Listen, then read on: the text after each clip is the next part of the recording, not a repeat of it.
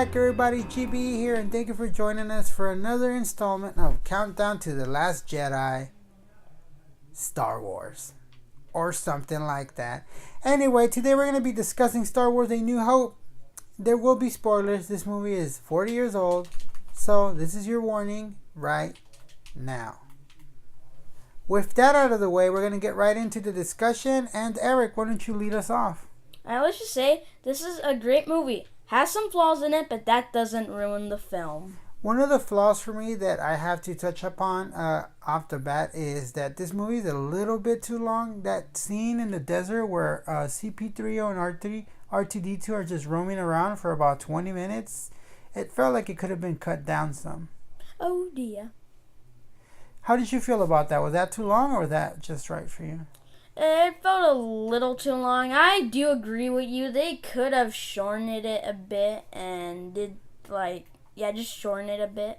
Yeah, because they just wander on. He's walking in the desert and the Jawas come and the sandcrawler and all that stuff is cool. And I guess it was more to display the landscape of this planet, but I felt like they could have cut it down some a little bit. The only other negative that I can think of is... There really isn't no other negative that I can think of other than the movie being a little too long. So let's just get right into some of the stuff you did like. What were some of your favorite things about this movie? Of course, in this movie we're introduced to one of the greatest movie villains of all time. And what an entrance he makes. Yeah, his stormtroopers just killed all of those rebels, and we were like, this guy's full of baddie. And once we see him and we get that sound of the breathing, the other thing that's so impressive is to hear Earl Jones. His voice is just so powerful and menacing and scary. It is. When you look at him, he's an intimidating person. He's someone you don't want to mess with, and yeah, if you do one wrong move, then it's stay out of his way because that's it. Yeah. So far the rebels, I just give up and quit. The other thing that I really liked that I had noticed, but it really was brought to my attention this time that we watched it, was some of the humor. At times it's very subtle, but it's so funny. One of my most favorite lines in this movie is when they're stuck in a trash compactor after they've broken Leia out of the containment center and the Death Star. And when she tells them, from now on, you do what I tell you. And just the way she says it and Han's reaction was so funny to me. Was there any other comedic lines that stood out to you? It might not be as funny, but in the sandcrawler, our C3PO was like, "We stop, R2, wake up, wake up." Yeah, just some of the delivery. It's very subtle. It's very dry at times, but it really does work in the context of this movie, don't you think? Yeah. The other thing that I found was really funny when they pretended to bring Han and Luke were dressed as stormtroopers, and they bring in Chewie. And he breaks out of the bonds, and there's destruction going on, and they get a call from the other center, and they're like, "What's going down there?" He's like, "Oh, nothing's going. Everything's fine here." What's your code number? How are you? Just that line was very funny, and he just shoots the radio and the communications tower, and it goes on with that. But the other thing that I really liked in this movie is that Han Solo. I don't know how people feel. I guess obviously he's a popular character, right? Yeah. But Luke is always talked about first and Leia. But I felt like his introduction into this was really, really done well. And this is like the first step in us becoming enamored and endeared with this character. How did you feel about Han Solo? At first, I feel like that he's he just feels wrong, but he is a likable character. You mean because he just wants to get paid and get on with his life? He's like, I don't care about anyone. I just do it for the money. But that's true. But some of it, as we go along with the movie, you get to see that it's just bravado and that's just him like a shield to put up to protect himself. But in the end, he does the right thing and he comes back and he helps Luke take down the Death Star, and that's really cool. The other thing that really struck me about this movie is, this is not something that no one's ever said before, but it really stood out to me this time, is that Leia is not your ordinary princess. Help me, save me. Although she does say those lines in the movie, but once we get to meet her, once we're out in the Death Star, she's really different. She takes charge of her own rescue. She's ordering people around, and it's just great to see because that's different than for most princesses. Yeah. a lot of princesses don't take orders. So if someone demands something, you do what they say, or else there will be consequences. She's a very different type of princess and a very different type of character, especially for when this movie was released in the 70s, where female roles weren't as strong or as prominent as that.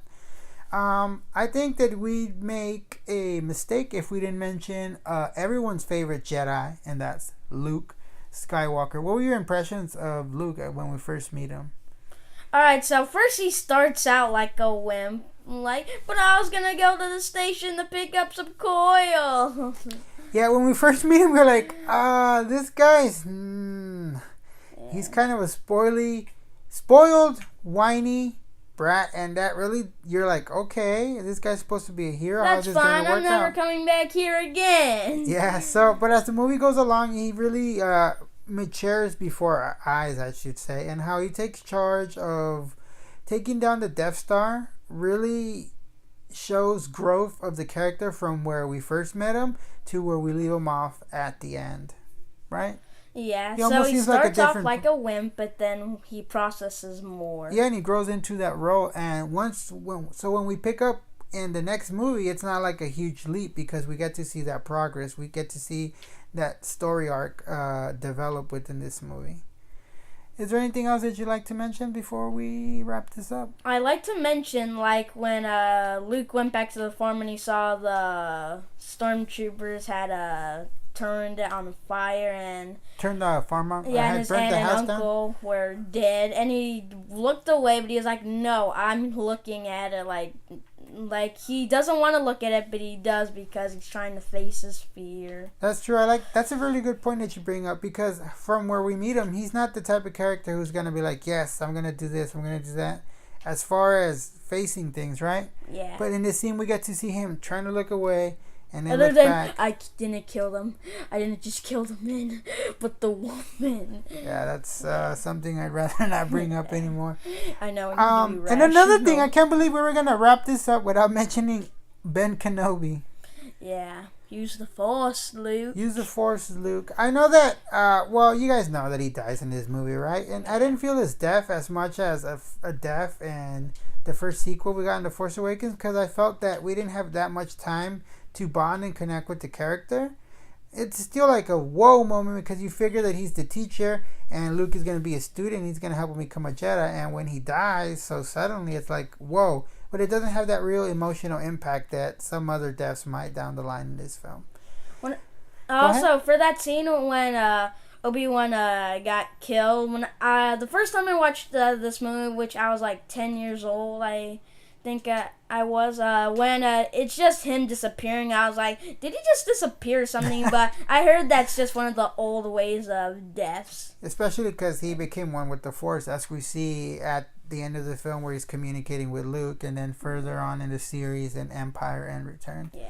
So that's it, guys. I think we're going to wrap it up right here. That's our discussion on Star Wars. We will be having Empire Strikes Back, Return of the Jedi, Force Awakens, and of course, our Last Jedi review. That's all coming in the next following weeks. Don't forget to share, like, and subscribe. Hit that bell so you get alerts every time we drop new videos. The 25 days of Christmas is right around the corner, so make sure you're subscribed and you're ready to be alerted as soon as those videos go up. So for now, this is GB saying bye.